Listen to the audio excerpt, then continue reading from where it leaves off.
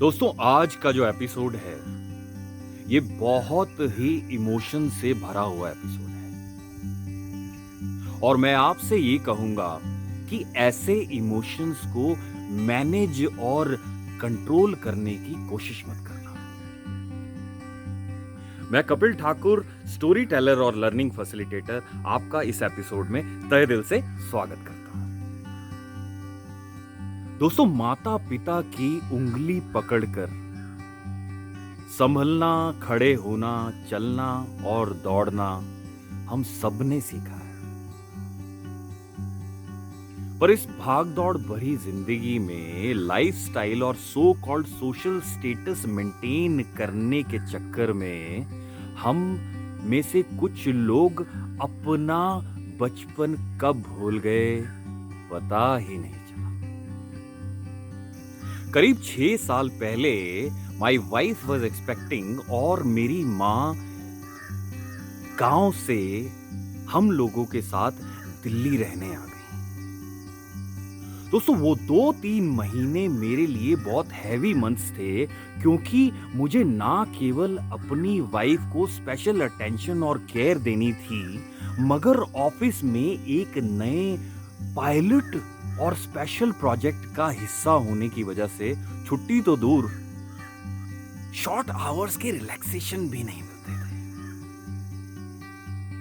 उन दिनों मैं घर देरी से, थका हुआ और फ्रस्ट्रेटेड आने लगा। घर में मेरे लिए दरवाजा कौन खोल रहा है इस बात तक का मुझे पता नहीं होता था, क्योंकि घर पहुंचते पहुंचते और घर के अंदर घुसते घुसते भी मैं फोन पे लगा रहता था।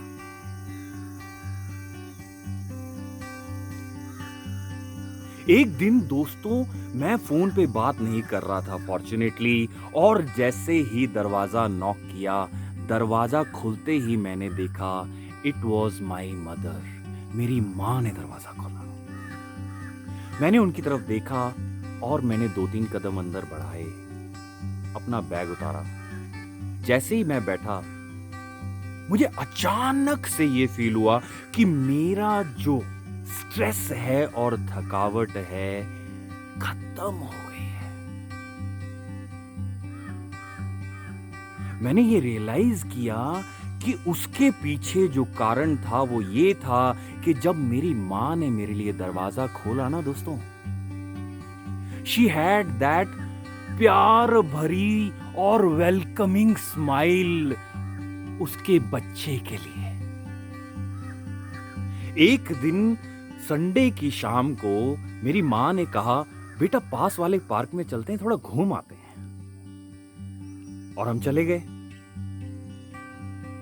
ओल्ड एज और वीकनेस के कॉम्बिनेशन की वजह से दूसरा चक्कर लगाने से पहले मैंने महसूस किया कि मेरी माँ लड़खड़ाने लगी और मैंने एकदम से उनका हाथ थाम लिया। हमने एक दूसरे से कुछ बात नहीं की और हाथ पकड़े पकड़े हमने 2-3 और चक्कर लगा लिए।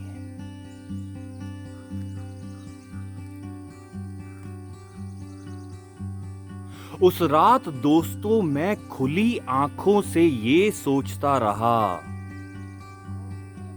कि जीवन चक्र के बारे में सुना था, पढ़ा भी था और कहीं कहीं चित्रों में भी देखा था।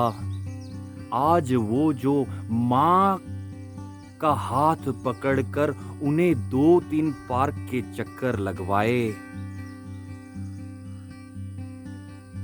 तो साक्षात एक्सपीरियंस कर लिया।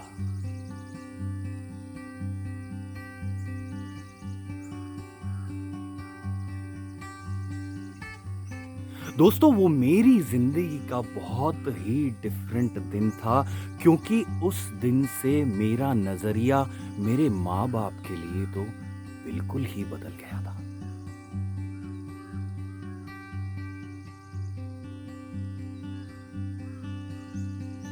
अगर हम बचपन में उनकी उँगली थाम कर खड़े होना, संभलना, चलना और दौड़ना भूल गए हैं, तो इसमें उनकी क्या गलती है?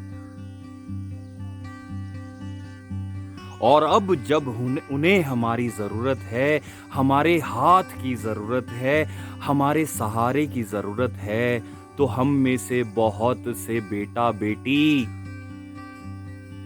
ध्यान ही नहीं दे पाते। और यही बेटा-बेटी जब इनके खुद के बच्चों की बात आती है, तो सो कॉल्ड लाइफ़स्टाइल मैनेजमेंट और सोशल स्टेटस मैनेजमेंट जैसी बिज़ी लाइफ़ में से भी टाइम निकालते हैं, ध्यान देते हैं और अपने बच्चे को चलना-फिरना सिखाते हैं। आज मैं आपसे एक बात कहना चाहता हूं और गुजारिश भी करना चाहता हूं कि ये जो आप बेहतरी की बुलंदियों को छू रहे हो या छूने की कोशिश कर रहे हो दोस्तों, इसकी बुनियाद आपके माँ-बाप या आपके सो कॉल्ड गार्डियन पेरेंट्स ने आपके बचपन में बेइंतहा प्यार, बेइंतहा सहारा, बेइंतहा अच्छे संस्कार और शिक्षा देके बनाई है। इसलिए